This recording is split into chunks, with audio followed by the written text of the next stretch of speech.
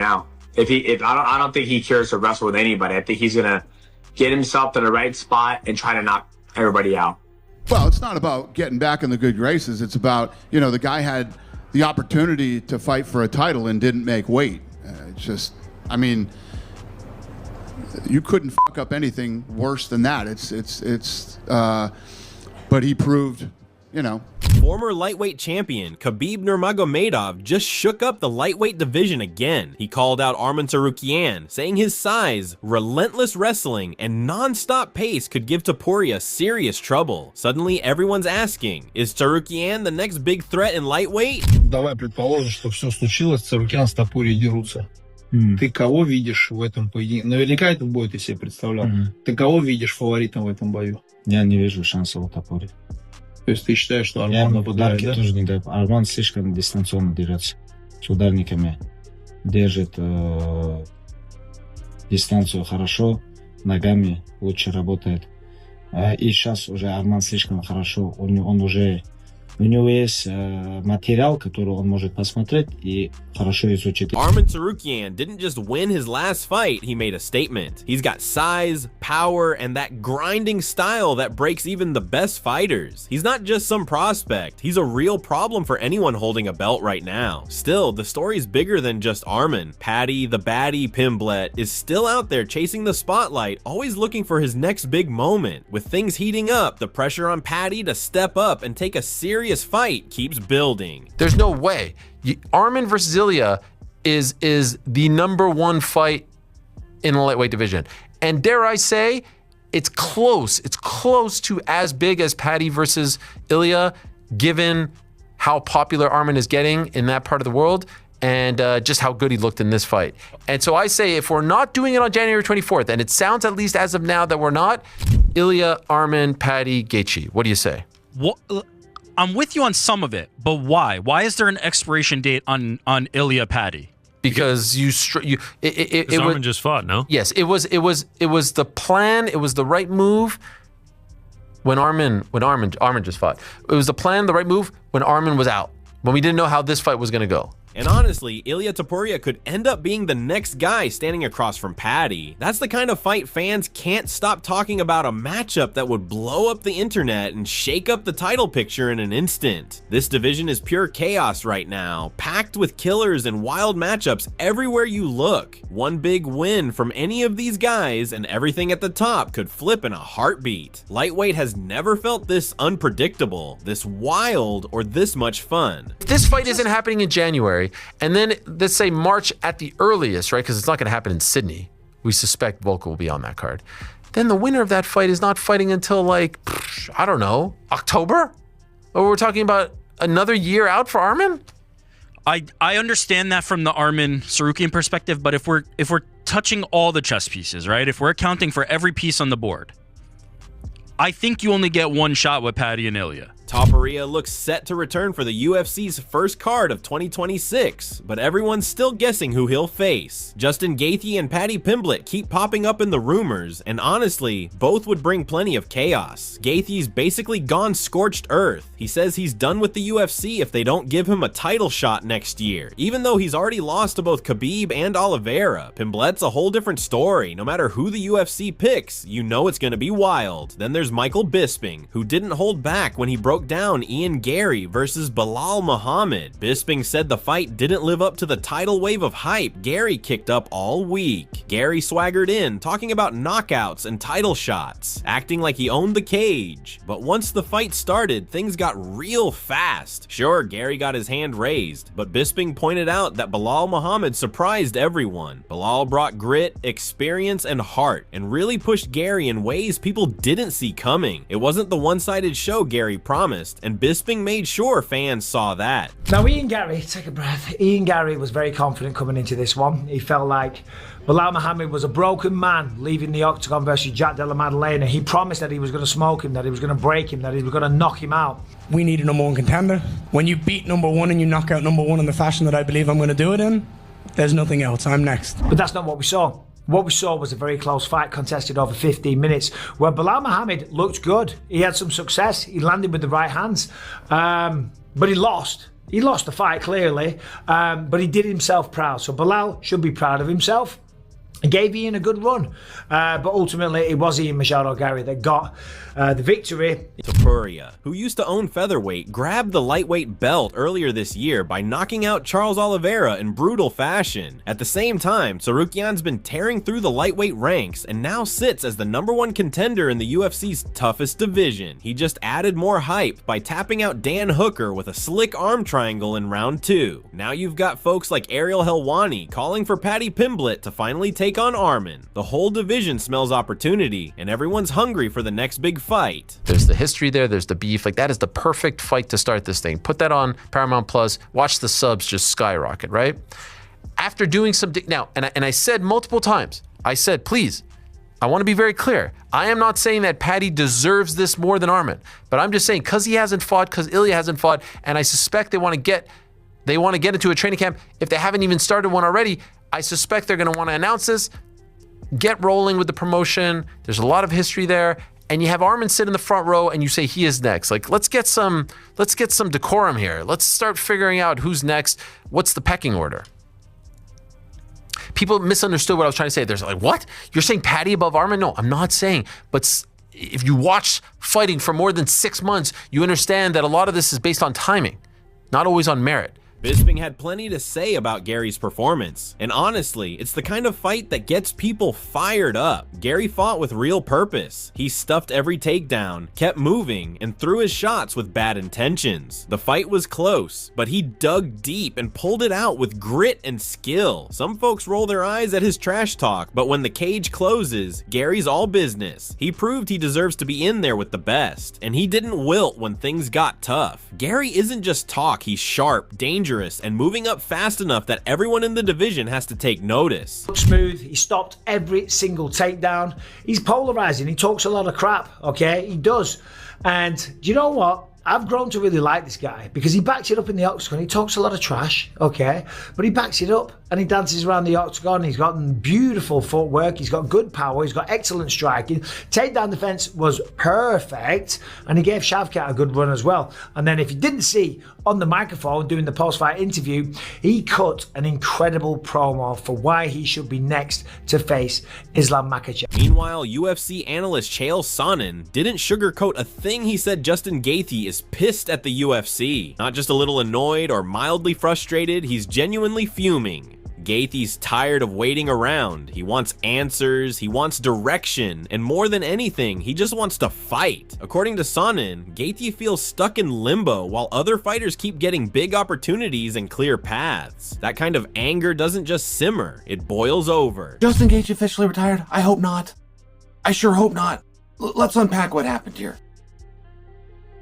Gaethje's looking to get a world title fight. Doesn't matter if it's against Oliveira, doesn't matter if it's against Ilia Topuria. There's a fight coming up and Gaethje would like to take on the winner. Now, the big problem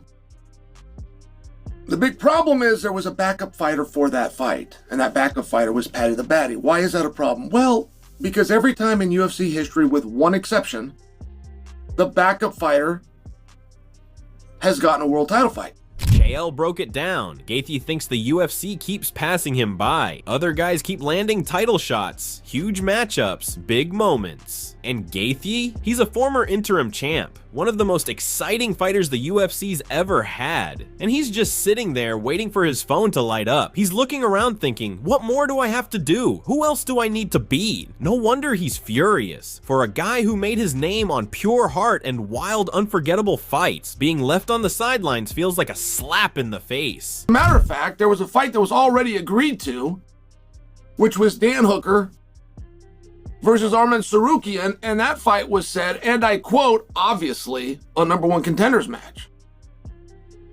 Okay.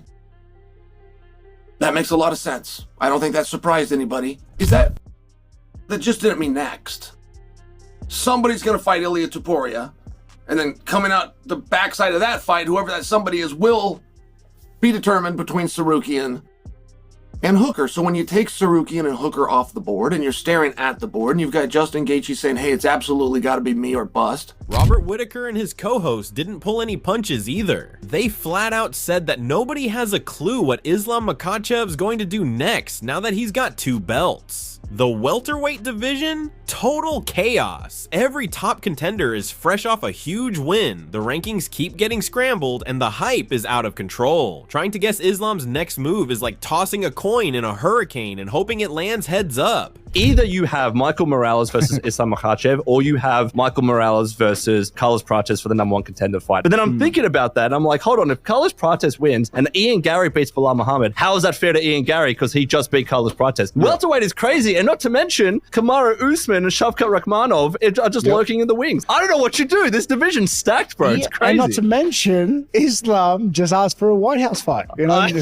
who do you put him against for a card that big, monumental? I don't know. I do not have the answers. And Islam Makhachev. He's not just dominant, he's on a different planet. His control isn't up for debate. It's just a fact. The scariest part is how easy he makes it all look. While everyone else is fighting tooth and nail just to survive, he cuts through top contenders like he's barely trying. At this point, he's the final boss in 2 divisions, and every fighter chasing gold knows exactly what's waiting for them. A storm that almost no one makes it through.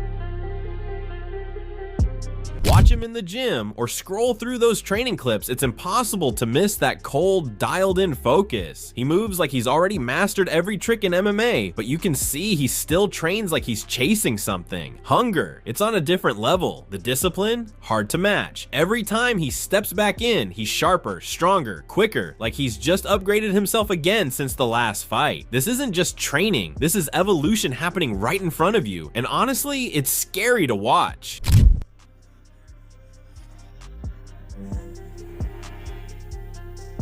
Сегодня были последние тяжелые спарринги у Ислама. Очень хорошо поработал. Хорошо себя чувствует. И по весу тоже идет по программе, по расписанию. Хорошие тренки были. Хорошие спарринги были. Тяжелые удары на груши. И в конце поборолись. Минут 25 в партере. Как обычно. Хорошая тренка была сегодня. Ислам чувствует.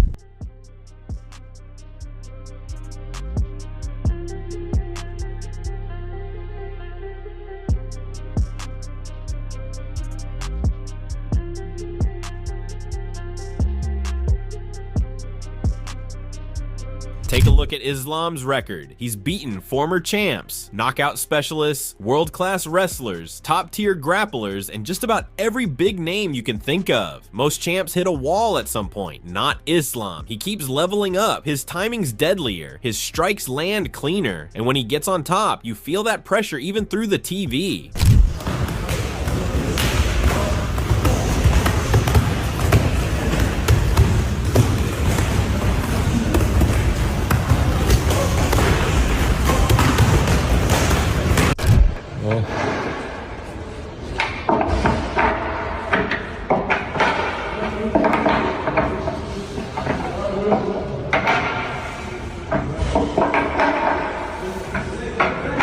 No one's even asking who can stop him anymore. Now it's how much better can he get? His training is locked in, his mindset never wavers, and he walks out with that unbreakable Dagestani confidence that rattles other fighters before the cage door even closes.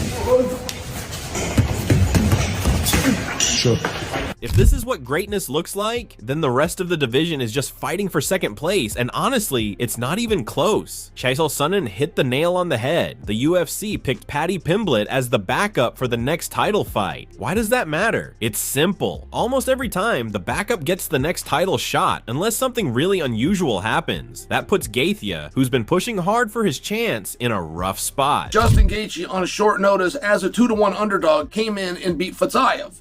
Justin Gaethje put his entire career, his ability to main event, he put everything on the line and did it successfully, and he would like something for it. Now, Pimblett's waiting in the wings, and Justin's stuck, frustrated, and running out of patience. The whole division just got a lot more tense, and things are about to get wild. So, what's next for these MMA superstars? Ilia Topuria is chasing greatness like a man on fire, calling out the biggest names, chasing that third belt, and he's not shy about wanting his name with the all-time greats. He's bold, hungry, and honestly, he looks ready to take on anyone. Then you've got Arman Tsarukyan, just grinding his way up the rankings, always pushing forward with that insane pressure and skill. The guy's a real problem for anyone at lightweight. Now here's the real question. Who steps up next and flips the MMA world on its head? What do you think? Does Topuria grab that third title and lock in his legacy? Can Tsarukyan finally get his shot at the top? Or does Islam Makhachev just keep running the table and remind everyone why he's the man to be? Let's hear your predictions below, and if you're